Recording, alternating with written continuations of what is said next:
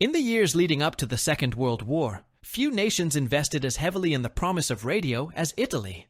The legacy of Guglielmo Marconi, the Italian inventor who first bridged continents with invisible waves, was not just a matter of national pride. It was the foundation of an entire generation of engineers who believed that wireless communication would define the future of warfare. They were right, but they were also destined to see their vision fade into silence. This is the story of the Regia Aeronautica's secret weapon, a weapon not of steel or fire, but of sound. It was a network of frequencies, antennas, transmitters, and direction finders that could have allowed Mussolini's air force to communicate, navigate, and coordinate like never before. And for a brief moment, in the late 1930s, it seemed that Italy was on the verge of mastering the invisible battlefield. In 1937, engineers from Magneti Marelli, Italy's premier electrical manufacturer, and SAFAR, the country's leading radio company, began developing compact airborne transmitters designed specifically for fighter and bomber aircraft. Their goal was to create radios that could transmit clearly over great distances, free from the static that plagued older AM-based systems. The result was the RB-30, and later the AR-18, elegant, rugged devices that represented some of the most advanced aviation radios in Europe. Unlike the German Fuji-7, which used amplitude modulation and was vulnerable to interference from weather and enemy jamming, the Italian sets operated on a hybrid FM-based shortwave principle. The advantage was clarity. Even during electrical storms or engine noise, Italian pilots could speak and hear with a fidelity that astonished Allied intelligence officers when they later examined captured equipment. In ideal conditions, transmission could remain intelligible at ranges up to 150 kilometers, an extraordinary feat for 1939. But the true marvel was not just communication, it was navigation. In parallel with these radios, Italian engineers at OMI in Rome developed the radiogoniometro OMI, an automatic radio direction finder that allowed pilots to determine their position relative to ground-based transmitters without ever seeing the terrain below. It was the precursor to the modern ADF, the same principle that later guided Allied bombers to their targets with unerring precision. In 1938, Italian test pilots flew from Milan to Naples, guided entirely by radio beacons. They called it navigazione cieca, blind navigation. And it worked. Italy, it seemed, had discovered the future. The Regia Aeronautica proudly demonstrated these systems to visiting Luftwaffe officers, who were both impressed and uneasy. Germany's own Lorentz system, though effective for landing approaches, was far more primitive in scope. The Italians, on paper, had outpaced their allies. Yet what began as a triumph of engineering soon became a tragedy of neglect. The Ministry of Air Production, mired in bureaucracy and influenced by political favoritism, refused to prioritize large-scale production of the new sets. The factories of Magneti Marelli could have turned out thousands, but they lacked copper and vacuum tubes, both redirected to naval and artillery contracts considered strategically higher priority. Military engineers warned that without radios, the Regia Aeronautica would be blind in combat. Their warnings were ignored. By 1940, as Italy entered the war, fewer than 20% of Italian aircraft had reliable radios. In fighter units, the situation was worse. Often only the squadron leader's aircraft had a working transmitter, while the rest relied on crude receivers or nothing at all. Communication during flight devolved into hand signals, wing waggles, and colored flares, techniques more suited to World War I than to the mechanized skies of the 1940s. The effects of this deficiency became painfully clear over Malta. During the great air battles of 1941 and 1942, Italian SM-79 and Cont 1007 bombers often flew in loose, uncoordinated formations. When enemy fighters appeared, they could not warn each other or summon escorts. British interceptors, guided by radar and constant voice communication, attacked with devastating precision. Italian crews described the feeling as being hunted in silence. One Italian pilot later recalled, "We saw the shadows of Spitfires above us, but there was no voice in our ears. We could not call for help. Each man flew for himself." Meanwhile, across the Mediterranean, Allied crews routinely spoke to one another across squadrons and even national boundaries. American and British pilots, using standardized FM radios, could coordinate attacks, share warnings, and even joke mid-flight. The difference was not just tactical, it was psychological. Communication gave them confidence. Silence bred isolation. Inside Magneti Marelli's laboratories, engineers continued to improve their designs. They produced the RB-31, a refined transmitter with automatic tuning and greater resistance to vibration. Field tests were successful, but the Air Ministry declined to order it in quantity. Production quotas were slashed again in 1941 due to shortages of copper wire and quartz crystals. Italy's radio industry, capable of innovation, was strangled by its own logistics. It was a cruel irony. The nation that had given birth to Marconi, the father of radio, was now sending its airmen into battle deaf and blind. And as the war dragged on, the situation worsened. Captured reports from British intelligence in 1942 noted that many downed Italian aircraft had either no radio installed or one that was inoperable. Pilots often carried personal compasses and paper maps as their only navigational tools. One RAF analysis summarized it bluntly: Italian aircraft display technical competence but operational paralysis, an air force designed by engineers, destroyed by administrators. By the time Mussolini realized the scale of the problem, it was too late. The factories were bombed, materials were scarce, and the Luftwaffe had assumed control of key electronic industries in northern Italy. German officers inspected Magneti Marelli's blueprints with interest. Some of the circuits, especially those related to FM filtering and automatic tuning, would later appear, in modified form, inside German FUG radio models introduced in 1943. For the Italian engineers who had pioneered them, it was a bitter sight. Their inventions, born of genius and national pride, now served the Luftwaffe, while their own air force continued to fly in near silence. The tragedy of the Regia Aeronautica's radio systems was not one of failure, but of lost potential. Had Italy managed to produce and deploy these technologies in numbers, the Mediterranean air war might have unfolded very differently. Communication could have allowed bomber formations to coordinate with escorting fighters, to redirect mid-mission, or to respond to radar warnings. Instead, Italian air units fought fragmented battles, isolated even from one another. When Allied intelligence officers examined captured equipment in 1943, they were astonished. The Italian sets, one British report noted, exhibit design ingenuity comparable to early American FM radios. Their absence in the field remains inexplicable.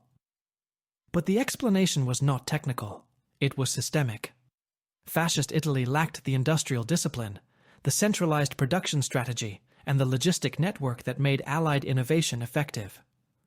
The same government that demanded new miracles from its engineers also starved them of the materials needed to make those miracles real. By 1943, the sound of Italian voices in the ether had nearly vanished. The once promising vision of a connected, coordinated air force was replaced by static, the kind of silence that foreshadowed defeat. As 1943 dawned, the technological silence within the Regia Aeronautica had become more than a tactical weakness. It was a metaphor for a nation losing its voice. The skies over the Mediterranean were filled with aircraft, but few spoke to each other. And the pilots, despite courage and training, were increasingly fighting as individuals rather than as a coordinated force. In North Africa, the consequences of that silence became painfully visible. Italian and German units were expected to cooperate closely, sharing reconnaissance data, coordinating bomber escorts, and relaying target updates. But without reliable radios, the Italian squadrons could neither transmit nor receive in real time. Reports often reached German command posts hours late, carried by messengers or transmitted through ground stations that were themselves limited by range and delay. One German officer stationed in Tunisia wrote in his diary, "The Italians have fine aircraft, but they are ghosts in the sky. They appear, they fight, they vanish. We cannot call them, we cannot warn them. It is as though we fight beside shadows." The irony deepened when Allied intelligence discovered that some Italian airfields were equipped with early warning receivers, essentially passive radio devices that could pick up distant transmissions from Allied aircraft or naval vessels. Yet even these signals went unexploited because there was no reliable system to pass the information to airborne units. By the time the warning reached pilots preparing for takeoff, the opportunity was already gone. At the center of this quiet collapse stood Italy's radio engineers, men who had seen the future but were powerless to bring it into being. Among them was Professor Giovanni de Alessandro, one of the leading designers at SAFAR. Before the war, he had worked on experimental FM circuits inspired by American research. In 1938, he presented a paper to the Italian Aeronautical Academy, proposing a standardized airborne communication network, an integrated chain of transmitters and direction-finding stations across the peninsula and colonies. It was a visionary concept, predicting in detail what modern militaries would later call a command and control network. The response from the Air Ministry was polite but dismissive. Italy, they said, had more urgent priorities. When war came, D'Alessandro and his team continued their work quietly, refining prototypes that could link multiple aircraft in a single frequency channel without mutual interference. They called it Rete Parlante, the talking network. In 1940, a demonstration was arranged at Guidonia Air Base near Rome. 12 aircraft participated. Despite technical limitations, the test succeeded. Pilots reported hearing each other clearly over a distance of nearly 120 kilometers. Observers applauded, yet no production order followed. That single missed opportunity became symbolic of the entire Italian wartime experience. Innovation crushed by inertia. Meanwhile, Allied and German radio research accelerated dramatically. The United States introduced the SCR 522, a crystal-controlled FM transceiver that became standard in all fighters by 1943. Britain's RAF adopted the TR 43, capable of multiple preset frequencies and clear voice transmission over 150 miles. Even Germany, initially skeptical of FM, began experimenting with similar technology. Some of it derived from the very Italian patents the Luftwaffe had confiscated after 1943. Italy's technological head start had evaporated. The situation worsened after the fall of Mussolini in July 1943. When Germany occupied northern Italy and established the puppet Italian Social Republic, the remaining industrial infrastructure was placed under German control. Magneti Marelli's plants in Sesto San Giovanni were ordered to produce radio components for the Luftwaffe and Wehrmacht. Italian engineers, many of whom had once designed cutting-edge systems for their own air force, now found themselves laboring to equip German aircraft. A secret Allied intelligence report dated January 1944 recorded the following. Italian radio engineers in Lombardy demonstrate high technical competence but work under severe restrictions. Many resent the occupation and quietly sabotage production by withholding precision parts or miscalibrating circuits. Whether by design or desperation, some of those subtle acts of resistance did occur. Surviving testimonies from post-war interviews describe engineers deliberately introducing minor faults into transformer windings or detuning capacitors so that German equipment failed quality tests. These were small acts, invisible in the grand scope of war, but they spoke of a national pride that refused to die. Back in 1942, before this collapse, Allied analysts had already noticed peculiarities in Italian aircraft radios. During the Battle of the Mediterranean, British ground monitoring stations detected occasional bursts of clear FM transmission that did not match known German or Allied frequencies. They recorded the signals but could not identify their origin. Only after capturing several intact Italian aircraft on Sicilian airfields did technicians realize what they had been hearing: the elusive Italian RB-30 system. One engineer at Bletchley Park later described it as remarkably sophisticated, far in advance of what we believed Italy capable of. The irony was that these sets were so rare that their presence barely influenced combat. The few squadrons equipped with them operated almost experimentally, and their reports of improved coordination were ignored amid the chaos of war. The deeper tragedy was that Italian pilots themselves understood the value of communication. Many wrote letters and diary entries pleading for better radios, comparing their equipment to that of their German allies. A typical entry from an Italian bomber navigator reads, "The Germans talk constantly. They know where they are, who follows, who attacks. We fly by sight and prayer." Even in training schools, the shortage of radios crippled instruction. Pilots learned to form up using hand signals rather than radio commands. Tactical maneuvers that required precise timing, pincer attacks, simultaneous dives, staggered climbs, were impossible to execute accurately. When combined operations with the Luftwaffe were attempted, the results were chaotic. German pilots, relying on radio vectors from ground control, would veer off course while their Italian counterparts, unable to follow verbal directions, continued along pre-planned routes. All of this added up to more than just tactical confusion. It was the slow disintegration of a force that had once dreamed of dominance in the air. And yet, in the laboratories, hope persisted.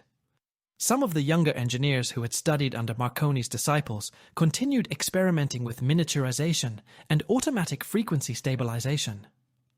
They created prototypes for what they called radio discorta, emergency radios intended for downed pilots.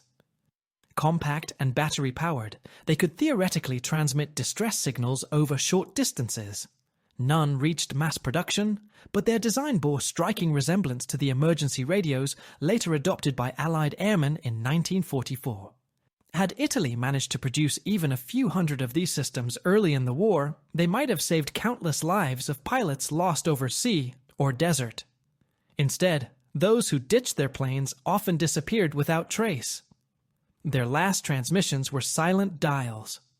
When historians examine the failures of the Italian war effort, they often focus on strategy, leadership, or morale. But behind these visible factors lay a quieter, more insidious cause: the breakdown of communication itself. Without radios, information could not move faster than the human voice, and in modern war, that meant paralysis. The Allied invasion of Sicily in July 1943 proved the final demonstration of this truth. As American and British aircraft swarmed over the island, Italian defenders scrambled from scattered airfields with no central control. Orders arrived late, directions were confused, and units operated independently. Allied pilots, guided by radar and continuous radio contact, executed coordinated strikes that overwhelmed the defenders within days. One captured Italian officer summarized it simply: "We were not defeated by superior planes. We were defeated by voices we could not hear." In those words lay the essence of the tragedy. The Regia Aeronautica had the courage, the aircraft, and even the technology to fight effectively. What it lacked was the ability to connect, to speak across the sky, to share information, to act as one. By the end of 1943, when the armistice divided Italy, the remnants of the Regia Aeronautica that joined the Allies began receiving American-made radios under Lend-Lease. Pilots accustomed to silence suddenly found themselves speaking freely across formations. The difference was immediate. Coordination improved, losses decreased, and morale rose. Many described it as awakening from deafness. For the first time, Italian airmen could experience what their engineers had promised years earlier: the power of communication. When the Italian co-belligerent Air Force took to the skies alongside the Allies in late 1943, the transformation was profound. Pilots who had once flown in isolation were now part of a living network, hearing commands, responding to alerts, coordinating attacks in real time. For many, the experience was almost spiritual. In one post-war interview, former Regia Aeronautica pilot Tenente Carlo Vannucchi described his first mission flying with American-supplied radios. "For the first time, I could hear the others. Not just see their wings, hear their voices. It felt as though we had been blind and suddenly regained sight. The sky became smaller, friendlier, organized. But this newfound clarity also deepened the bitterness of what had been lost. For years, the technology that could have saved thousands of lives and possibly altered the air war in the Mediterranean had been within reach, conceived, tested, and even proven, yet smothered by bureaucracy and mismanagement. The engineers who had once dreamed of uniting Italian aircraft through invisible waves now watched Allied forces succeed with principles they themselves had pioneered. Some of them, freed after the war, reflected bitterly in technical journals and memoirs. In 1947, Ingegneria Aeronautica published an article titled The Forgotten Systems of the Regia Aeronautica, in which an anonymous author, likely one of the SAFAR designers, wrote, "We built instruments that could have guided our pilots through fog and darkness, across the sea and the desert. We delivered them to the military, and then, nothing. Silence, paperwork, excuses, and finally, war without voice." The archives confirm this pattern. Reports from 1939 and 1940 show repeated proposals for standardization of radio equipment across the air fleet. Yet each time, the orders were delayed or altered due to political meddling. Companies competed for contracts not through performance, but through party connections. The result was a patchwork of incompatible models, differing frequencies, and shortages of spare parts. Even within the same squadron, one aircraft might carry an RB-30, another an AR-8, while a third had no radio at all. Pilots could not communicate because their frequencies didn't match, or because the ground crews lacked the proper crystals to tune them. The chaos was so extensive that in some cases, maintenance crews resorted to cannibalizing radios from wrecked planes to keep a few working units operational. The story of the Regia Aeronautica's radio systems is thus not merely technical. It is a study in how organizational failure can nullify innovation. In the years before the war, Italy had shown flashes of brilliance in electronic research. The Polytechnic of Milan and the University of Rome hosted some of the finest radio physicists in Europe. Italian ships had pioneered the use of radio beacons for navigation in the 1920s. The potential for an integrated national communications network was immense. But the fascist regime's obsession with prestige projects, monumental architecture, parades, and propaganda diverted funds from the quiet laboratories where the real power of modern warfare was being forged. Instead of investing in mass production of radios, Mussolini's government poured resources into symbolic ventures like record-breaking transatlantic flights or air shows meant to impress foreign observers. These spectacles dazzled the world, but did nothing to prepare Italy for the industrial scale of total war. When Italy finally faced Britain and the United States, the difference became stark. The Allies treated communication as a weapon. Italy treated it as an accessory.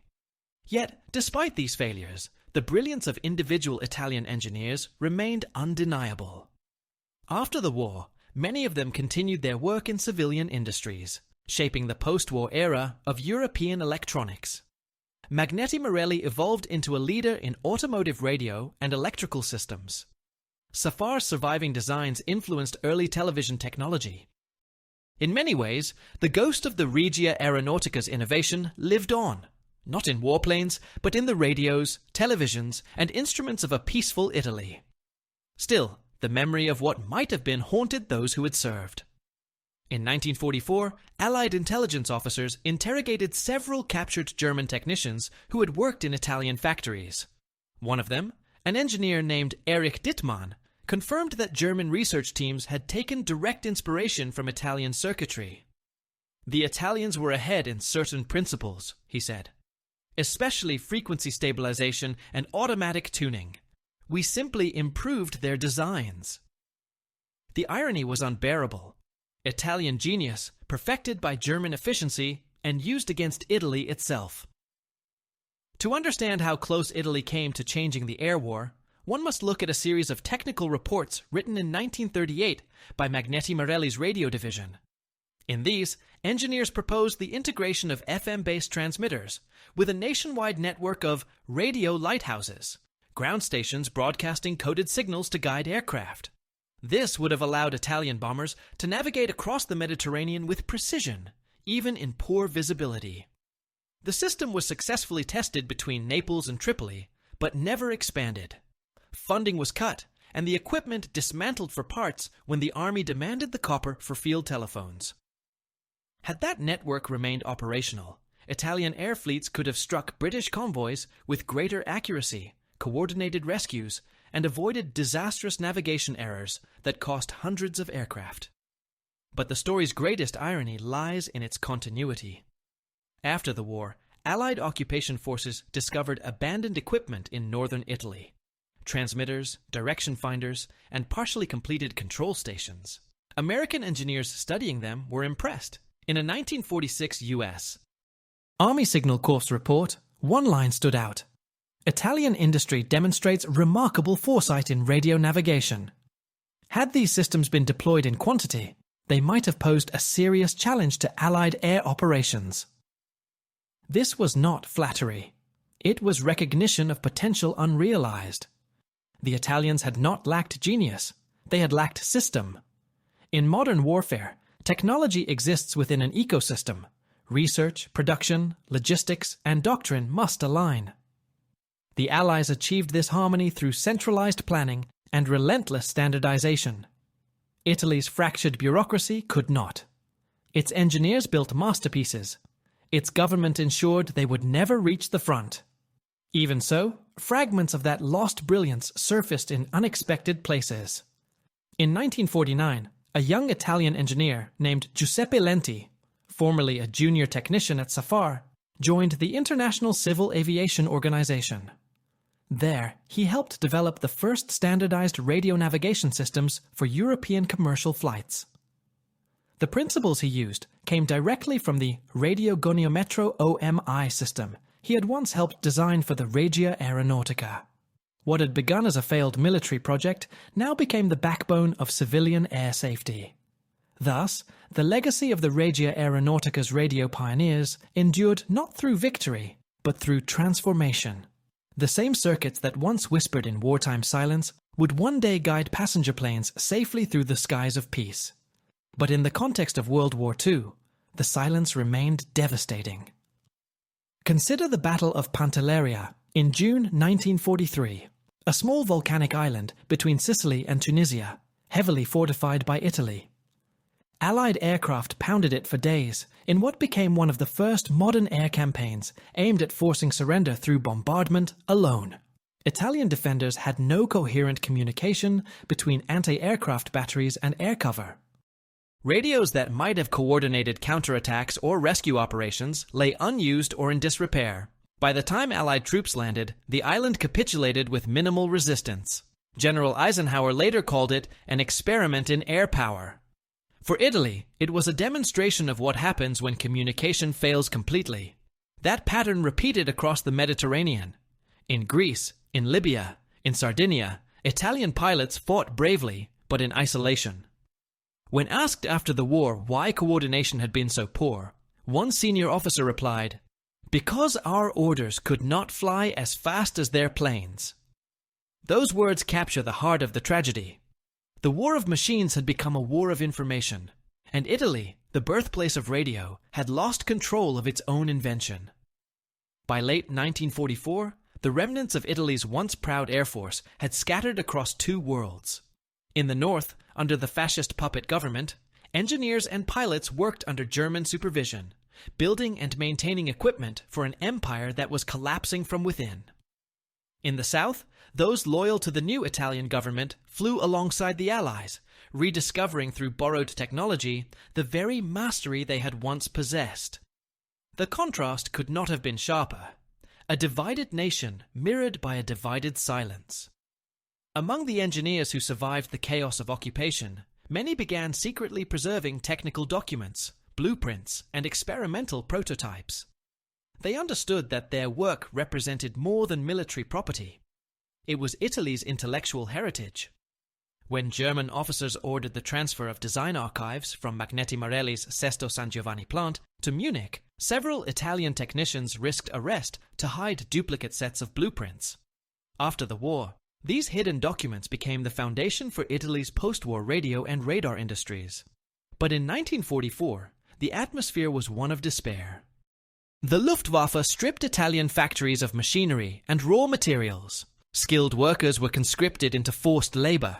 The laboratories that had once tested radio transmitters now repaired German Fuji 16Z units, the same type derived from their own earlier work. Engineers were ordered to follow German blueprints exactly, under threat of punishment.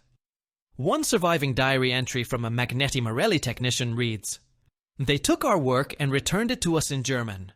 We built our own ideas with foreign names." Meanwhile, in the south, the co-belligerent forces received a trickle of Allied-supplied equipment. American SCR-274 and British TR-54-3 radios began appearing in Italian aircraft. For the first time, Italian pilots could coordinate with Allied controllers, receiving vectoring instructions, weather reports, and target updates in real time. What once seemed miraculous became routine. The difference between the old and the new could be measured not just in performance, but in emotion. A radio operator in the 1944 5th Stormo remembered his first mission with Allied radios. It was like being reborn. Before, we fought alone, each one shouting into the void. Now, the sky had voices. You could hear your comrades breathe. You were not alone anymore. That feeling of connection, of belonging to a living network, was something that Italian pilots had never truly experienced before. And it brought home the cruelest irony of all, that the very sense of unity and communication their own engineers had once promised now came only through foreign equipment.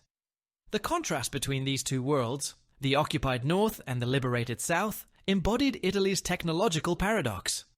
The ideas were Italian. The execution was not. Even as the war neared its end, Allied technical teams scoured captured factories for intelligence. In February 1945, a U.S. Army Signal Corps inspection team visited the ruins of the SAFAR plant in Milan. Amid the rubble, they found partially completed transmitters marked AR-20, an evolution of Italy's pre-war AR-18 model. The American engineers were astonished by the design. One report noted, "Circuitry reveals advanced understanding of frequency modulation and automatic gain control. Comparable in concept to 1943 U.S. field sets." These findings stunned American analysts. For a country so crippled by war, Italy had somehow produced the framework of a radio generation equal to Allied standards. Yet almost none of it had reached operational use. The inspectors also uncovered documents outlining a system labeled Rete Aerea di Navigazione OMI, 1941, the proposed National Air Navigation Network. The plan envisioned 24 beacon stations stretching from northern Italy to North Africa, creating a continuous guidance chain for military and civilian aircraft alike. Each station would transmit coded signals, allowing aircraft equipped with the radiogoniometro OMI to triangulate their exact position. It was, in essence, a primitive GPS. The infrastructure was half-built when production halted in 1942. To the American officers, it was a glimpse into an alternate history, one in which Italy, not Britain or the United States, might have led the world in aerial navigation. If the Italian air war had been defined by silence, the post-war years would become a slow return to voice. The engineers who survived, scattered across Europe, carried with them the fragments of their wartime research. Some emigrated to Argentina, Brazil, and even the United States, joining companies like RCA and Motorola, where they contributed to the birth of FM broadcasting. Others remained in Italy, rebuilding their industry from ruins. Magneti Marelli, which had once armed bombers, now built radios for cars. SAFAR transitioned into consumer electronics, producing some of the first Italian television receivers in 1948. The same engineers who had designed the RB 30 transmitter reappeared in the civilian sector, now designing household radios that carried music instead of orders. Their experience during the war left a deep imprint. Many refused to work on military projects again. Others devoted their careers to ensuring that communication, the lifeblood of modern society, would never again be stifled by politics or ideology. Yet for those who had lived through the wartime silence, memory remained an open wound. During the early 1950s, veterans associations began compiling testimonies from former Regia Aeronautica personnel, Among them were dozens of accounts from radio operators, mechanics, and pilots who described the despair of flying missions without communication. These memoirs, rarely published outside Italy, reveal the human cost of technological neglect.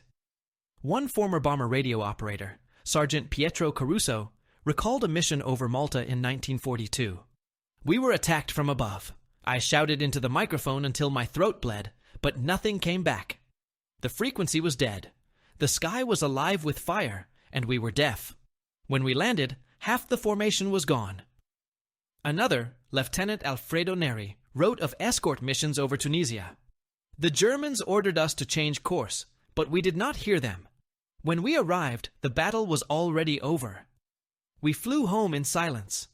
That silence followed us into our dreams." Such testimonies give voice to a generation that fought bravely within a broken system. Men who had the courage to face death, but not the tools to speak to one another. For historians, these stories underscore a profound lesson. Technological innovation means little without institutional vision. The Regia Aeronautica possessed both genius and ambition, yet lacked the organizational structure to harness either. The failure was not of invention, but of integration. Even Mussolini himself, in private moments, seemed dimly aware of this flaw. In a 1942 meeting recorded by his aide de Benyac, he remarked bitterly, "The Germans organize. The English cooperate. We improvise." It was perhaps the most honest sentence he ever spoke about his own regime. The cost of that improvisation was measured not only in lost battles, but in lost potential. When the war ended in 1945, Allied technical teams debriefed dozens of Italian scientists. Their findings filled hundreds of pages of intelligence summaries, many classified until the 1970s. Among those debriefs, one statement recurs. Italian engineers consistently demonstrated original thought and technical competence equal to or exceeding that of major powers. The implication was clear. What Italy lacked was not intellect, but management. From this chaos, a new generation of Italian technologists emerged, determined never to repeat the mistakes of the past. Many of them went on to found or lead companies that would define post-war Italy's economic miracle. Olivetti, Pirelli, Magneti Marelli, and Finola among them. Their innovations in communication and automation during the 1950s and 60s drew directly from lessons learned in the silent skies of the 1940s. Even the Italian Air Force, reborn under the Republic, treated radio and radar as sacred disciplines. Training manuals from 1951 begin with a tribute to Marconi and a warning. Without communication, there is no flight. In that single line lay both repentance and rebirth. And yet, the wartime story remained buried. Italy, eager to move beyond its fascist past, rarely spoke of the Regia Aeronautica's technological ambitions. The archives were sealed. The engineers who had once dreamed of victory in the air faded into civilian anonymity. Their innovations reappeared decades later, stripped of context, reborn as commercial triumphs in peacetime industry. But the silence of the war years still whispers through history. It reminds us that progress without structure is chaos, and that brilliance without production is tragedy. Had Italy managed to coordinate its air fleet with the systems already in its possession in 1939, the Mediterranean campaign might have been transformed. Convoys could have been intercepted earlier, bomber losses reduced, and morale sustained. Communication, not firepower, might have been the factor that extended Italy's fight, or even forced new Allied tactics. Instead, silence ruled the sky. The silence that haunted Italian skies in World War II was not simply the absence of sound. It was the absence of connection.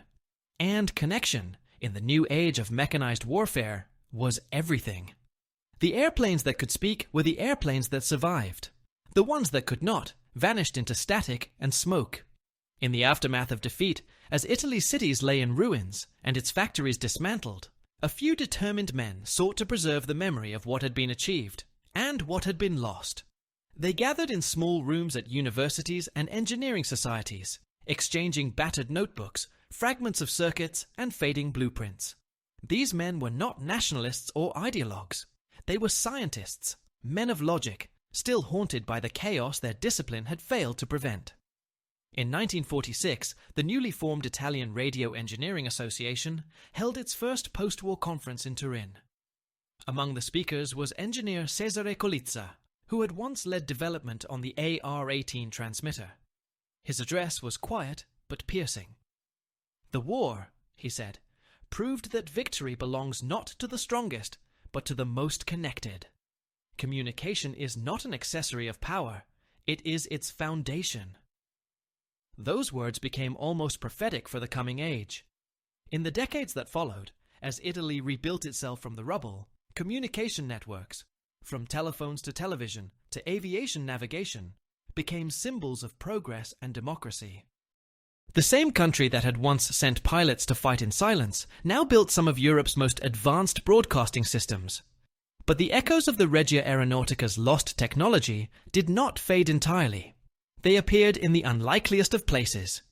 In American patent filings, in post-war German technical manuals, and even in Soviet radar prototypes. Declassified documents from the US Office of Strategic Services, dated 1945, reveal that Allied intelligence teams examined Italian radio equipment captured in both northern and southern Italy.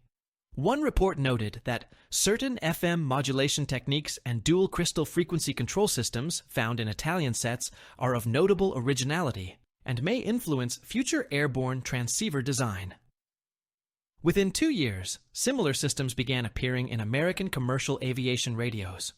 Meanwhile, in Germany, remnants of Italian designs were incorporated into late-war FUG-25 and FUG-16Z models, which themselves influenced post-war European avionics. The war that had silenced Italy ultimately carried its voice around the world, in fragments reassembled by others. The tragedy of that legacy is not that the technology failed, but that it succeeded too late and for the wrong masters. Still, for those who lived it, memory persisted with painful clarity. In the 1950s, Italian filmmaker Carlo Lizzani interviewed veterans for a planned documentary on wartime aviation. The project was never completed, but his notes survive. One testimony came from a former radio operator of a SM-79 bomber. "When the bombs fell, I did not hear them. I heard the silence. The microphone was dead, the signal gone. You think silence is peace, but in war, silence is death." That single sentence captures what statistics cannot. For all the charts and analyses, for every comparison of kilowatts and frequencies, the human dimension remained supreme. Voices unheard, warnings unspoken, lives lost because a government could not organize its genius. By the 1960s, Italy's engineers had achieved what their predecessors had dreamed of, a nationwide network of communication. Television signals crossed the Alps, radio frequencies reached Africa. The irony was almost poetic. The technology that once could have served conquest now served culture. The same invisible waves that once carried military commands now carried opera, sports, and news of peace. But for historians of technology, the story of the Regia Aeronautica remains a cautionary tale about the nature of innovation. It is not enough to invent. One must integrate. It is not enough to create. One must coordinate. Throughout the war, Italian scientists displayed a creativity unmatched in Europe. They built radar prototypes before Germany deployed its first Freya system. They designed infrared gun sights, early proximity sensors, and automatic navigation aids. Yet all of it remained fragmented. Ideas without infrastructure. Brilliance without direction. A British intelligence officer summarized it best in a 1945 report. "The Italian mind creates wonders. The Italian system destroys them." If one imagines history as a series of narrow doors, moments when invention meets opportunity, then Italy's radio engineers stood before such a door in 1938. They opened it, looked through, and saw the future. But before they could step through, the door was slammed shut by politics, by resource shortages, by indifference. The Allied and Axis powers both learned from that failure. The United States, especially, recognized that the war of the future would be fought not by individual weapons, but by connected systems. radios, radars, computers, command networks. In that sense, Italy's tragedy became everyone else's lesson. Even within Italy, a few thinkers drew that conclusion. One of them was engineer Enrico Mattei, who would later found Eni, the Italian energy conglomerate. During the war, Mattei had served as a partisan and had seen firsthand how communication, even crude field radios and telegraph lines, could unify scattered resistance groups into a coherent force. In the post-war years, he often cited the failure of the fascist military's communications as the ultimate proof that, without connection, power collapses. His energy empire was built on networks, pipelines, refineries, and global alliances, all interconnected, all communicating.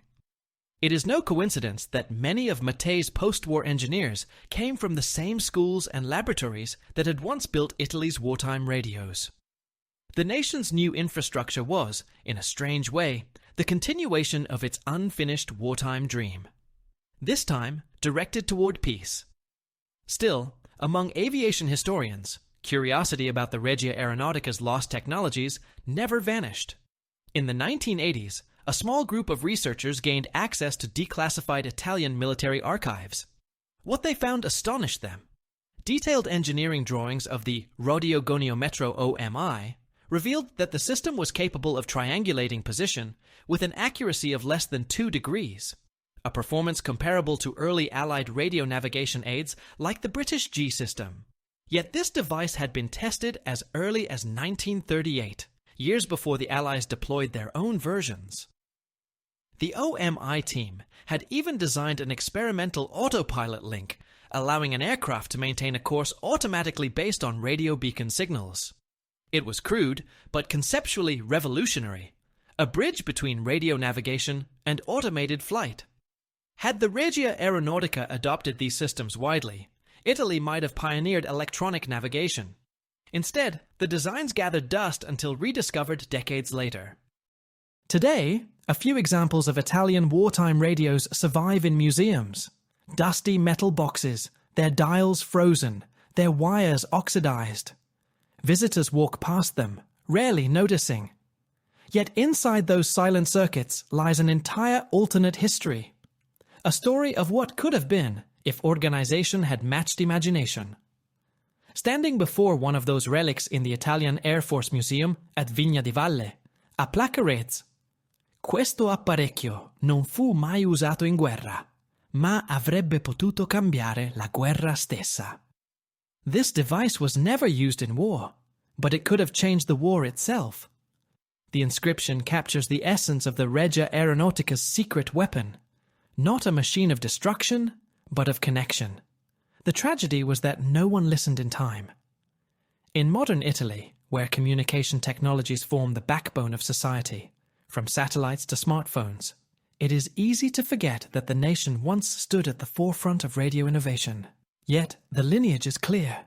Every call, every signal, every digital transmission that crosses the Italian sky traces its ancestry back to those early experiments at Magneti Marelli and SAFAR, when young engineers dreamed of a world bound together by invisible waves. History often remembers the victors, the Spitfires, the Mustangs, the Messerschmitts. But behind every victory lies an unspoken story of those who almost changed the game.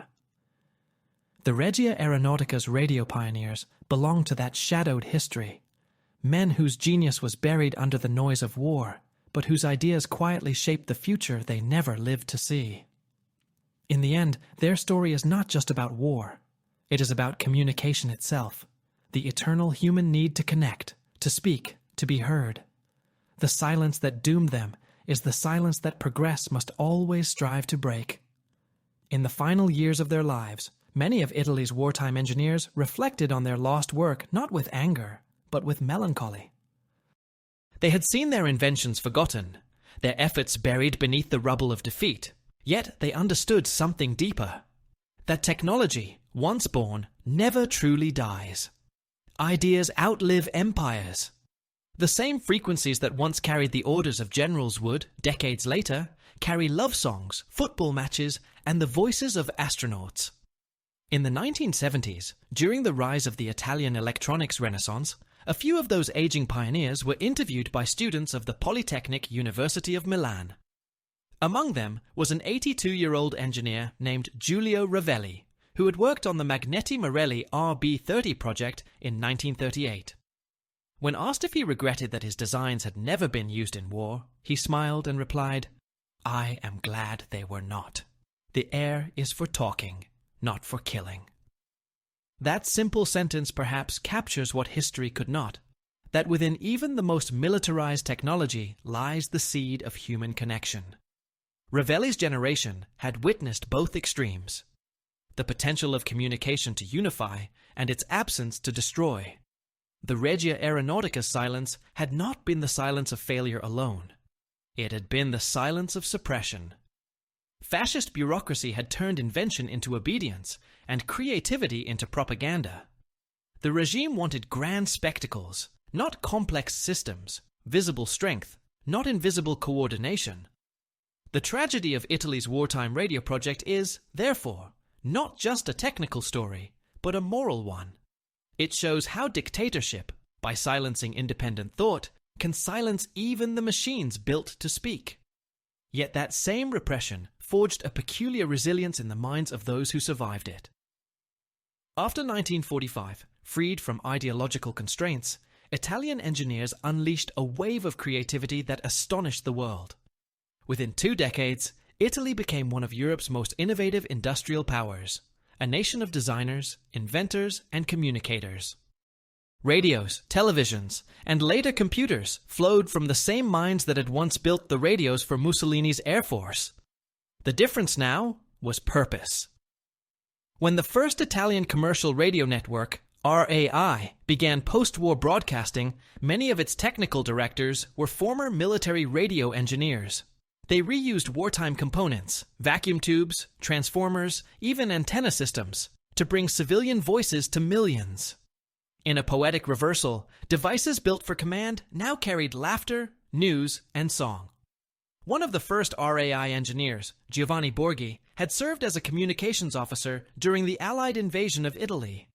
He once told a journalist, "When I tuned the transmitter for the first broadcast in 1946, I thought of my friends who never heard anything back on their radios. I wanted to give them a voice that would never fall silent again." Those words are more than sentiment. They define the continuum that links Italy's wartime innovation to its post-war rebirth. The invisible architecture of connection that failed to protect the nation in 1940 would, 30 years later, help rebuild its identity in peace. And yet, as decades passed, the story of the Regia Aeronautica's secret weapon faded from public memory. It did not fit easily into narratives of heroism or tragedy. It was too technical, too introspective, too full of what-ifs. Italy preferred to remember its post-war miracles, not its wartime missteps. The archives slept. The radios rusted. Only a handful of historians continued to trace the forgotten lineage. Among them was Professor Marco Longoni, a meticulous researcher who spent 20 years cataloguing Italy's military electronics history. In his 1991 monograph, Onde e Silenzio, Waves and Silence, he reconstructed the full scope of Italy's pre-war radio experiments. His conclusion was haunting. Italy did not lack innovation. It lacked the courage to believe in its own engineers. Longoni's work reignited interest in the subject among aviation historians. Museums began restoring the few surviving RB30 and AR-18 sets. Students tested their circuits and discovered they still worked. Faint but functional, their signals cutting through time. In 2004, during a demonstration at the Vigna di Valle Air Force Museum, one of the restored transmitters was powered on for the first time in 60 years. The crackle of static filled the hall, followed by a faint, steady tone. A curator switched on a modern receiver tuned to the old frequency. And there it was, a voice from the past. The ghostly hum of a system that had been ready to speak since 1941. It was not just a sound. It was a moment of resurrection. Visitors stood in silence, aware that they were hearing not simply a machine, but the echo of an alternate history, a future that never happened. In that hum lay every unspoken warning, every unheard distress call, every conversation that silence had stolen. When the demonstration ended, one of the engineers whispered, "They are speaking at last." That emotional moment symbolized what history had long denied: recognition. The Regia Aeronautica's radio engineers had not failed. They had been silenced. And now, at last, the silence was broken. From a broader perspective, their story reshapes how we understand the technological landscape of the Second World War. The conflict was not only a contest of weapons, but of communication, a struggle to master the unseen world of signals. Radar, encryption, navigation, and coordination were as decisive as tanks or aircraft. In that hidden war, Italy had been an early leader, only to falter through disorganization. Yet even in failure, Italy contributed something vital to modern doctrine: the lesson that communication is not an accessory, but an essential arm of warfare. Every modern air force, from NATO to the smallest national service, builds its structure on the principle that control of the air depends first on control of information. That principle was written, unknowingly, in the silence of Italian skies. And beyond war, the story holds a deeper resonance. The engineers who once designed radios for bombers ended up designing radios for peace, for families, for music, for connection. Their work reminds us that technology is not moral or immoral. It is human. It reflects our choices. The same transmitter can coordinate destruction or broadcast a symphony. The same frequency that once guided bombers to their targets can now guide aircraft safely home. If there is a moral to this story, it is this: genius without direction is noise. But when guided by purpose, even the faintest signal can change history. The Regia Aeronautica's secret weapon was never a single machine. It was an idea that communication itself is power. That idea, born in the laboratories of Rome and Milan, outlived the regime that betrayed it. It became the foundation of modern aviation, modern broadcasting, and even modern computing, where networks now bind the world together through the same invisible waves once dreamed of by those forgotten Italian engineers. Today, when a pilot crosses the Mediterranean, guided by GPS, radar, and radio links, he flies inside a web of communication that those men imagined long ago. They never saw its realization, but their vision endures in every clear voice that crackles through the headset, every signal that bridges distance, every transmission that defies silence. History often measures nations by victory or defeat, but sometimes the truest legacy lies in the ideas that survive both.